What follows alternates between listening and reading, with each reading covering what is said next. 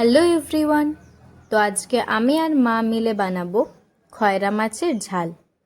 তার জন্য প্রথমেই মাছগুলোকে ভালো করে ধুয়ে তাতে নুন হলুদ মাখিয়ে নিতে হবে।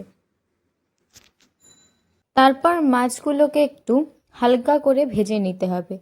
বেশিক্ষণ ধরে ভাজার দরকার নেই, অল্প একটু লাল করে ভাজলেই হবে। তারপর সেই মাছ ভাজা তেলেই পেঁয়াজ কুচি ও তাতে একটু নুন দিয়ে হালকা করে ভেজে নেব লাল লাল হওয়া পর্যন্ত। তারপর তার মধ্যে রসুন বাটা, আদা বাটা, হলুদ গুঁড়ো ও লঙ্কার গুঁড়ো দিয়ে